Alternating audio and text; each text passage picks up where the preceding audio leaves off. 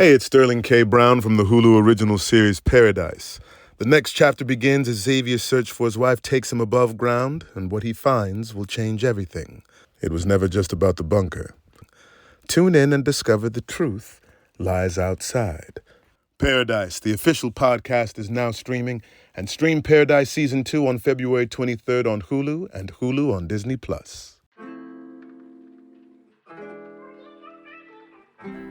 Hello, you're listening to The Morning 5. So glad to have you with us today. I'm your host, Michael Ware, President and CEO of the Center for Christianity and Public Life. Today is Thursday, February 19th. Let's begin with a reading from Matthew 7 today. Ask, and it will be given to you. Seek, and you will find. Knock, and it will be opened to you. For everyone who asks receives, and the one who seeks finds. And to the one who knocks it will be opened. Or which one of you, if his son asks him for bread, will give him a stone? Or if he asks for a fish, will give him a serpent?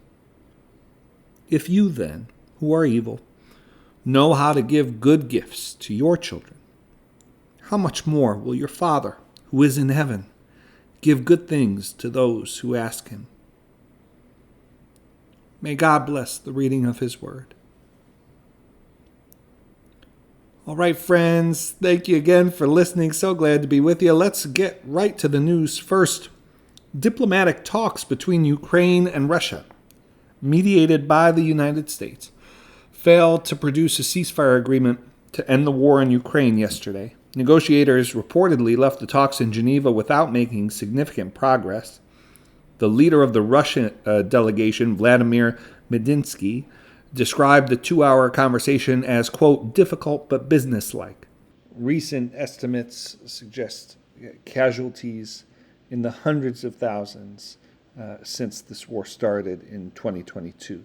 Next news item, a study published in a peer-reviewed medical journal this week found that air pollution raises the risk of Alzheimer's disease. Researchers kept tabs on almost 28 million older adults across the United States over 6 years, discovering that those who lived in areas with higher air pollution exposure levels were more likely to be diagnosed with Alzheimer's. Air pollution linked to the disease, in this study, includes particles generated by burning fossil fuels as well as wildfires. Next up, Utah Governor Spencer Cox said this week that he plans to pursue legal action to ban prediction markets in which users bet on events ranging from what words podcast hosts will use in a particular episode to the likelihood of wars breaking out, and even how likely Jesus Christ's return is in a given year. It's not clear how anyone betting on that event in particular plans to make money from it afterward, but that's not the main point I'd like to make here. Cox, a Republican, called these markets, quote, gambling, pure and simple. And he argued that they are destroying the lives of families and countless Americans, especially young men. And they have no place in Utah. And with that, let's move into today's main story. Mark Zuckerberg's tech company Meta is launching a massive effort to elect state-level political candidates from both parties who are close with the artificial intelligence industry. A New York Times report yesterday unearthed new political action committees, where Meta plans to spend $65 million this year to advance candidates it prefers over the finish line. Meta is the tech company that owns Facebook, Instagram, and the communications company WhatsApp. The Times notes that Meta has mostly avoided large political donations in the past. The new super PACs, according to federal filings, include a Republican group called the Forge the Future Project and a Democratic PAC called Making Our Tomorrow. Meta's spending will first come into play in Texas and Illinois.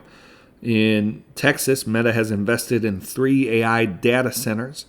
And state legislators who might be considered AI-friendly are those who aren't opposed to large data center developments in their communities or who don't want to impose strict new rules on the AI industry.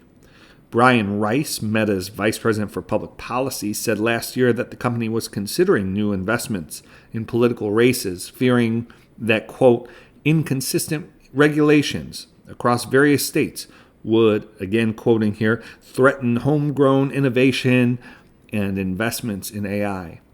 I'll read from the Times report.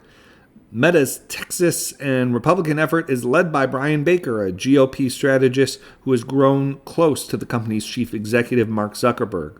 Mr. Baker said that Forge the Future project's focus is on elevating Republican leaders who have demonstrated a strong commitment to championing America's tech future and maintaining our global competitive edge. He added that the super PAC would pay for advertising and get out the vote activities. In Illinois, Making Our Tomorrow is set to begin spending in at least 4 state house races. According to a representative for the group, the money will go toward positive digital ads and direct mail sent to voters. Now, Meta's work in artificial intelligence includes a chatbot-style assistant product, as well as AI-powered eyeglasses, which can record video. And Meta isn't the only tech company trying to boost pro-AI candidates this year. Another super PAC called Leading the Future disclosed last month that it has raised more than $125 million with plans to back candidates in the upcoming midterm elections. The news publication The Hill reports this week that the PAC is supported by Greg Brockman, president and co-founder of OpenAI, as well as a slate of other tech and AI venture capitalists.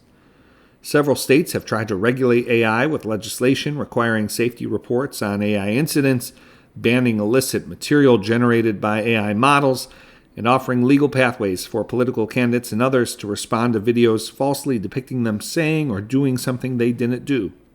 Other proposed state-level laws would bar children from making accounts to use AI chatbots. Let's stop there for today and go to the Lord in prayer. Dear Father, always near us, may your name be treasured and loved.